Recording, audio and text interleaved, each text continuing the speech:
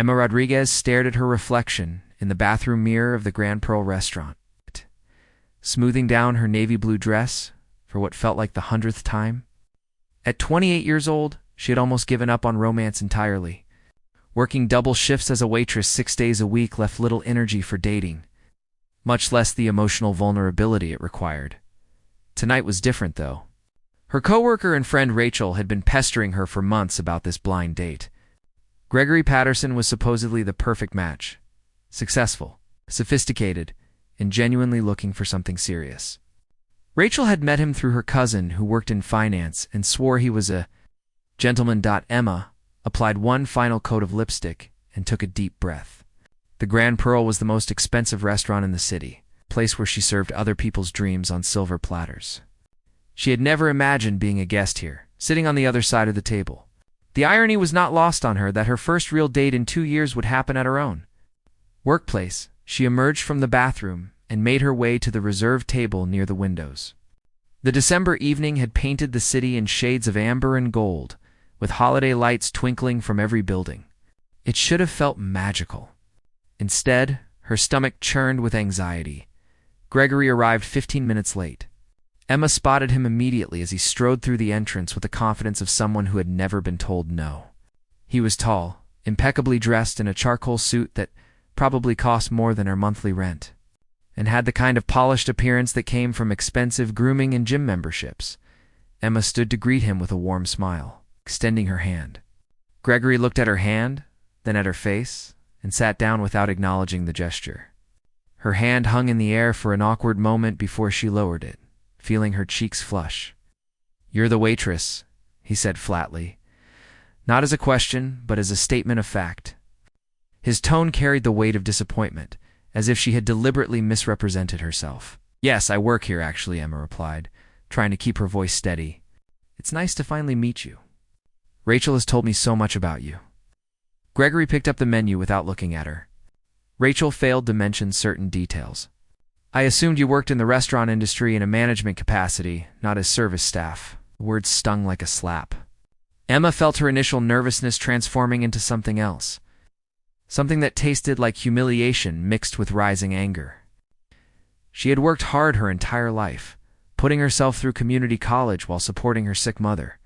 There was no shame in honest work, yet Gregory made her feel small.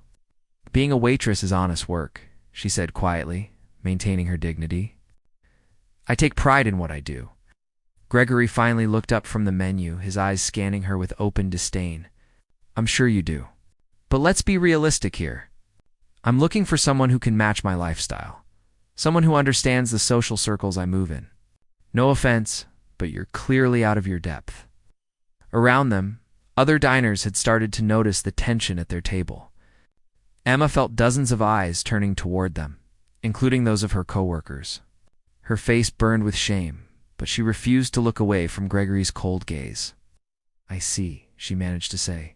"Perhaps this was a mistake then.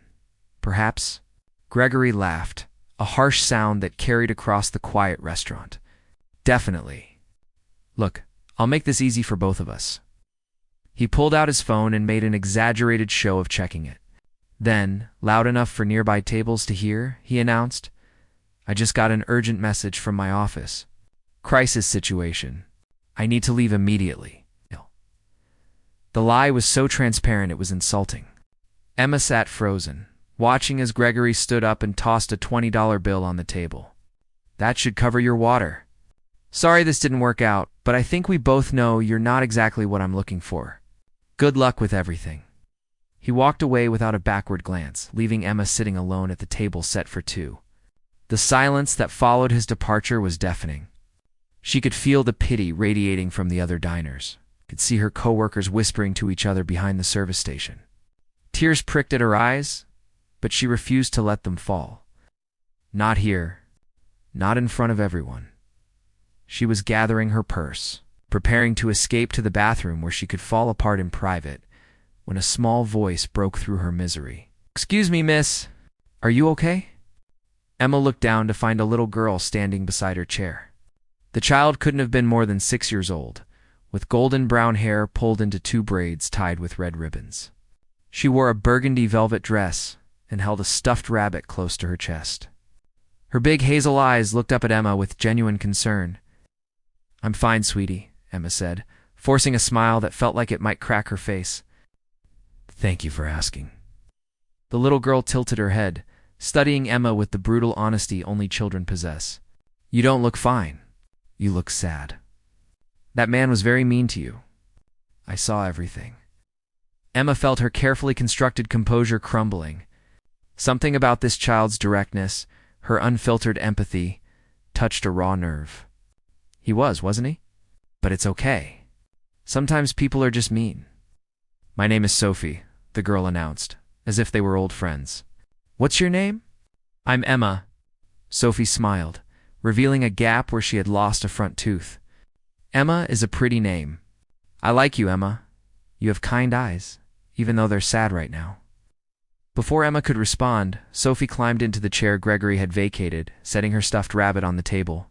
The gesture was so innocent, so trusting, that Emma felt something shift in her chest. "Oh, Sophie." "I don't think you should be away from your parents," Emma said gently, looking around for whoever might be missing this precocious child. "My daddy is right over there." Sophie pointed to a table in the corner where a man sat reviewing documents. "He's always working. He works all the time. That's why I came to talk to you."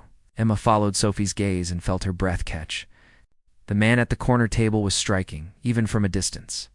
Dark hair, strong jawline, an intensity in the way he focused on his papers. He looked up at that moment, his eyes meeting Emma's across the restaurant. And she saw concern flash across his face as he spotted his daughter. Sophie grabbed Emma's hand with her small fingers. "Emma, I have a very important question to ask you." "What is it, sweetheart?" The little girl's next words came out in a rush, spoken with the seriousness of someone making a life-changing proposition. "Can you be my mommy? I've been looking for a new mommy for a very long time, and I think you might be perfect." Emma's heart stopped. Of all the things she had expected this evening to bring, this was not one of them. Before she could formulate a response, she heard footsteps approaching and looked up to see Sophie's father standing beside their table. His expression a mixture of embarrassment and something else she couldn't quite identify. "Sophie," he said in a gentle but firm voice, "what did we talk about?" His eyes met Emma's, and in that moment, something passed between them. Recognition, curiosity, an electric current that made Emma forget, just for a second, about Gregory's cruelty and her public humiliation. "I'm so sorry," he said to Emma, his voice deep and warm. "My daughter has a habit of adopting strangers. I'm William Ashford." He extended his hand, and unlike Gregory, he waited patiently for her to take it. When their hands touched, Emma felt a spark that had nothing to do with static electricity and everything to do with possibility. Emma shook William Ashford's hand, feeling the warmth and strength in his grip. Up close, he was even more striking than she had noticed from across the restaurant. His eyes were a deep green, and they held a kindness that contrasted sharply with the cold calculation she had just experienced with Gregory. "It's okay," Emma said, managing a genuine smile as she looked at Sophie. "She's been wonderful company, actually." Sophie beamed triumphantly. "See, Daddy? I told you she was nice. And she needs us." "That mean man left her all alone." William's expression darkened. "I saw what happened. I'm sorry you had to experience that." He paused, then added, "Would you allow us to join you for dinner? I know Sophie would love it, and honestly, I hate eating alone while she colors at the table." Emma hesitated. Everything about this felt surreal. Just minutes ago, she had been humiliated and ready to flee. Now a billionaire CEO whose face she recognized from business magazines was asking to have dinner with her. It seemed too good to be true. "Please, Emma," Sophie pleaded, still holding her hand. "Daddy is really nice, I promise. And he's lonely too, just like you," Sophie Williams said with gentle exasperation. But Emma noticed the tips of his ears had turned red. Something in Emma's heart, the part that had been wounded by Gregory's cruelty, began to heal in the warmth of this child's earnest affection. "Okay," she heard herself say. "I'd like that." Sophie squealed with delight and immediately began rearranging the table settings, chattering about her favorite foods. William caught Emma's eye and smiled. A real smile that reached his eyes and made crinkles appear at the corners, as they settled in. Emma learned that William had built his technology company from the ground up over the past decade. He spoke about it with passion, but also with humility, often deflecting to ask Emma about her own life. She found herself opening up in ways she rarely did, telling him about her dreams of becoming a teacher. Dreams she had put on hold when her mother got sick. "Mom passed away 6 months ago," Emma said quietly, surprised at how icily the words came. "Cancer. I was with her until the end, but it drained everything we had. The medical bills, the funeral costs. I'm still paying them off." William reached across the table and touched her hand briefly. "I'm so sorry. My wife, Sophie's mother, died 2 years ago. Different circumstances, but I understand that kind of loss." Sophie, who had been drawing on her placemat with crayons the waiter had brought, looked up. "Mommy got very sick too. She had something wrong with her heart. Daddy says she's watching over us from heaven." Emma felt tears prick her eyes again, but this time they were different. "I'm sure she is, sweetheart. And I bet she's very proud of you." "That's why I need a new mommy," Sophie explained with the matter-of-fact logic of a 6-year-old. "Daddy needs someone to love, and I need someone to do my hair and teach me girl things. Daddy tries, but he's not very good at braids." William laughed, a rich sound that filled Emma with unexpected joy. "She's not wrong. I've watched 17 YouTube tutorials, and they still come out crooked." As dinner progressed, Emma found herself relaxing completely. William was nothing like Gregory. He listened when she spoke, asked thoughtful questions, and treated the waitstaff with respect and kindness. He even knew several of Emma's coworkers by name, greeting them warmly when they passed by. "Mr. Ashford owns the entire Pearl Restaurant Group," one of the managers, Daniel, said when he stopped by their table. "All 23 locations across the country. He's the best boss anyone could ask for." Emma's eyes widened. "You own this restaurant?"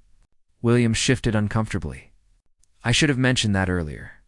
I hope it doesn't make things awkward." "Why would it?"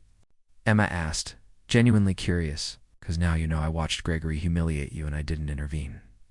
"I wanted to, but Sophie stopped me. She said you look like you could handle yourself and that if I interfered, you might think you needed rescuing. She's wise beyond her years." Sophie nodded sagely. "Strong ladies don't need rescuing. They need friends." Emma felt her heart swell. This little girl understood her better in one evening than Gregory had in their entire disastrous date. "Thank you for that, Sophie. You're absolutely right." As dessert arrived, 3 chocolate lava cakes that Sophie insisted they all share, the little girl suddenly became serious. "Emma, I meant what I said before. I really do want you to be my mommy. I've met lots of ladies that Daddy works with, and none of them are right. But you're different. You're special." Emma glanced at William, unsure how to respond. He looked equally uncertain, but not displeased by his daughter's declaration. "Sophie, becoming someone's mother is a very big thing," Emma said gently. "It takes time to build that kind of relationship." "I know," Sophie said. "That's why I think you should start coming over for dinner. And maybe we could go to the park. And you could teach me how to braid hair like yours. And then after a while you'd see that we're the perfect family." William cleared his throat. "Sophie, you're putting Emma on the spot." He turned to Emma, his expression earnest. "But she's not entirely wrong about one thing. I would very much like to see you again. Would you consider having dinner with me? A real date, just the 2 of us?" Emma's practical side screamed warnings. This was too fast, too complicated. William was a billionaire, and she was a waitress, drowning in debt. They came from different worlds. It could never work. But then she looked at Sophie's hopeful face and William's sincere eyes, and she remembered how lonely she had been, how empty her life had felt since her mother died, how Gregory's cruelty had almost made her give up on finding connection altogether. "Yes," she said, the word escaping before she could second-guess herself. "I'd like that very much." Sophie threw her arms up in victory. "I knew it. I knew you were the one." William smiled, and Emma saw relief wash over his features. "How about Saturday evening? I know a quiet place where we won't be interrupted." "That sounds perfect." As the evening wound down and William insisted on paying for everything despite Emma's protests, She felt a strange sense of rightness settling over her.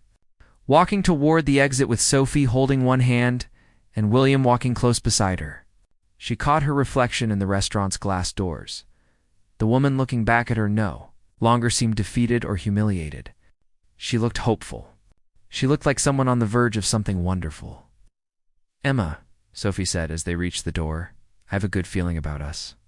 Daddy says I have special instincts about people." Emma squeezed the little girl's hand.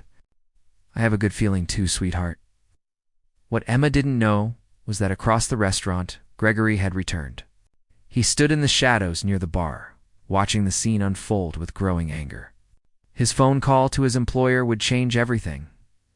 The next 5 days passed in a blur of excitement and anxiety for Emma.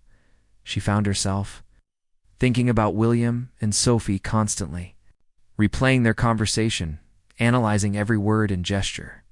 Rachel had been shocked when Emma told her about the evening, especially about who William Ashford really was.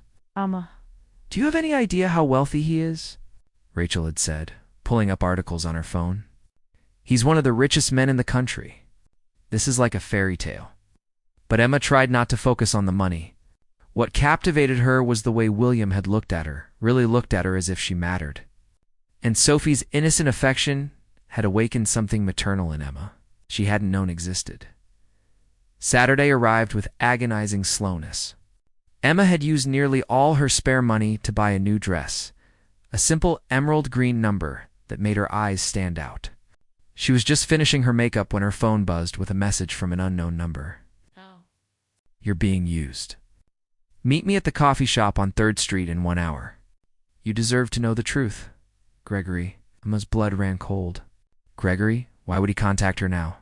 Every instinct told her to ignore the message, but doubt crept in like poison. What if there was something William wasn't telling her? What if this really was too good to be true? Against her better judgment, Emma found herself walking into the coffee shop 40 minutes later. Gregory sat at a corner table, looking smug and self-satisfied. "I'm glad you came," he said as she sat down. "I debated whether to tell you, but I decided you should know what kind of man William Ashford really is." "What are you talking about?" Emma demanded, her hands clenched in her lap. Gregory leaned forward. "Did you know that William has a reputation for playing games with women? That he uses his daughter to make himself look sympathetic? I did some research after our date. He goes through women like tissues, and they all think they're special until he gets bored." "That's not true," Emma said, but her voice wavered. "Isn't it? Think about it, Emma. A billionaire CEO just happens to be at the same restaurant where you got humiliated. His daughter just happens to approach you at exactly the right moment. It's all calculated. He'd probably set up our entire date just so he could swoop in and save you." Emma felt sick. Could it be true? Had the entire evening been orchestrated? "Why are you telling me this?" she asked. Gregory smiled coldly. "Because I don't like being used either. William Ashford approached me 3 weeks ago. Paid me $10,000 to take you on a date and treat you terribly. He wanted you vulnerable. Wanted you to see him as your knight in shining armor. It's what he does." The words hit Emma like physical blows. She stood up so quickly, her chair scraped loudly against the floor. "You're lying, am I? Ask him yourself." "But you won't get the truth. Men like William Ashford don't tell the truth. They just take what they want and move on." Emma fled the coffee shop, her mind reeling. She walked without direction, trying to process what Gregory had said. It couldn't be true. William had seemed so genuine, so kind. And Sophie, sweet Sophie, couldn't be part of some manipulation, but the seed of doubt had been planted. She was still walking when a black car pulled up beside her. The window rolled down, revealing William behind the wheel, his face etched with concern. "Emma, I've been trying to call you. Our reservation is in 20 minutes. Are you okay?" Emma stared at him, searching his face for signs of deception. "Did you pay Gregory to humiliate me?" William's expression shifted from concern to shock. "What? No?" "Emma, where is this coming from? He told me everything. How you approached him, paid him to be cruel so you could rescue me. Is that true?" William turned off the car and got out, moving to stand in front of her. Emma, listen to me very carefully. I have never spoken to Gregory Patterson before in my life. I would never do something like that. Whatever he told you is a lie. Then why would he say it? Before William could answer, another voice cut through the evening air. Because someone paid him to say it.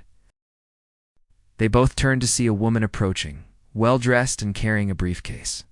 She looked familiar to Emma, though she couldn't place from where. My name is Jennifer Cross, the woman said. I'm William's attorney. I've been investigating Gregory Patterson for the past week. She pulled out a folder and handed it to Emma. Gregory was hired, but not by William.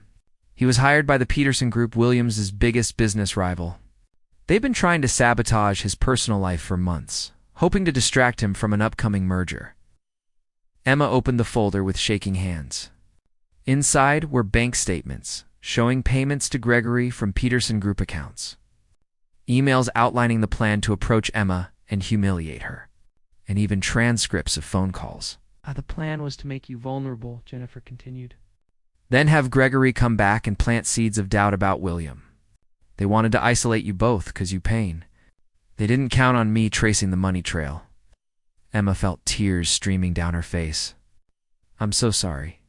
I should have trusted you. William stepped closer, gently wiping her tears with his thumbs. You had every reason to doubt. You barely know me, but Emma, I want you to know me. I want you to trust me. Not because of some fairy tale romance, but because I genuinely care about you, Daddy. They all turned to see Sophie running toward them, her braids flying behind her. She crashed into Emma's legs, hugging her tightly. I knew you'd come back, Sophie said. I told Daddy you would. Are you coming to dinner now? I wore my special dress. Emma looked down at the little girl, then up at William, and felt all her doubts dissolve. Whatever happened next, whatever challenges they faced, this connection was real. Yes, she said. I'm coming to dinner. 6 months later, Emma stood in her apartment, now much nicer than the one she had lived in before, looking at her reflection. But this time, she wore white. The simple wedding dress suited her perfectly, elegant without being ostentatious. Rachel helped adjust the veil, tears in her eyes. I still can't believe this is happening. My best friend is marrying William Ashford, Emma smiled. I'm not marrying William Ashford, the billionaire. I'm marrying William. It's the man who makes terrible braids and reads bedtime stories with different voices for every character. I'm marrying the man I love. Knock at the door revealed Sophie, dressed in a pale pink flower girl dress, holding a basket of rose petals. Emma? She said seriously. Are you ready to be my official mommy now? Emma knelt down and pulled the little girl into her arms. I've been ready since the moment you asked me in that restaurant, sweetheart. The wedding was small and intimate, held in the garden of William's home with only close friends and family.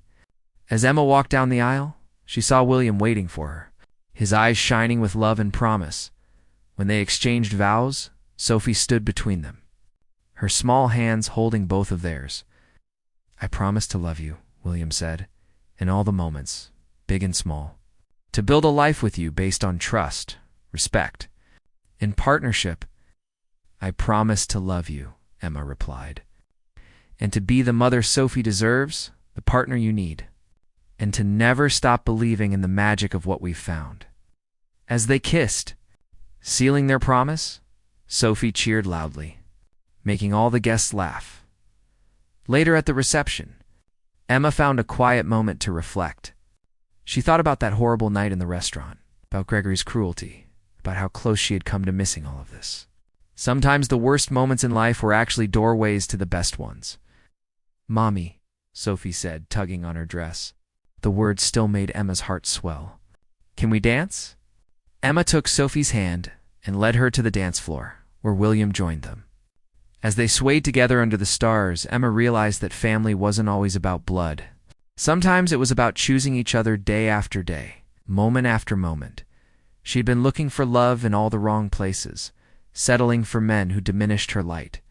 But Sophie had seen what Emma couldn't see in herself, that she was worthy of real love. The kind that lifted her up instead of tearing her down. Thank you, Emma whispered to Sophie as they danced. For what, Mommy? For asking me to be your mommy that night. For seeing something in me I didn't see in myself. Sophie smiled her gap-toothed smile. I told you that you were perfect. I'm always right about these things. William laughed and pulled them both close. Yes, you are, sweetheart. Yes, you are. As the evening wore on and the celebration continued, Emma caught sight of Gregory standing at the edge of the property. Security was escorting him away. He had tried to crash the wedding. Jennifer had warned them he might try something, but Emma felt no anger toward him now. In a strange way, his cruelty had led her exactly where she needed to be. The following Monday, Emma started her new position as Director of Educational Outreach for the Ashford Foundation. She would be developing programs to help underprivileged children access quality education, using William's resources to make a real difference. It was the dream job she never knew she wanted. Combining her passion for teaching with the ability to impact thousands of lives, but more than the job, more than the financial security, more than the beautiful home, what filled Emma's heart was the sound of Sophie calling her mommy, the feel of William's hand in hers, and the knowledge that she had found her place in the world that night. As she tucked Sophie into bed, the little girl looked up at her with sleepy eyes. Mommy, I knew from the very first moment that you were the one. Do you know how I knew? How, sweetheart? Because when I asked if you could be my mommy, you didn't laugh or think I was silly. You looked at me like I mattered. That's how I knew you'd be perfect. Emma kissed Sophie's forehead, breathing in the scent of her strawberry shampoo. You matter more than you'll ever know. Sleep tight, my darling girl. As she closed the door and walked into the master bedroom where William waited on the journey that had brought her here. She had been rejected, humiliated, and broken. But from those ashes, a new life had emerged. Sometimes the question you least expect is the one that changes everything. Sometimes a little girl's innocent request holds more wisdom than a lifetime of careful planning. And sometimes, when you stop looking for love and simply open your heart to connection, the universe brings you exactly what you need. Emma climbed into bed beside her husband, resting her head on his chest as his arms wrapped around her. Happy? He murmured into her hair. Beyond happy, she whispered back. I'm home. And she was. Thank you for taking the time to listen to this story. If you enjoyed this content, don't forget to click like. Share this story with your friends and family.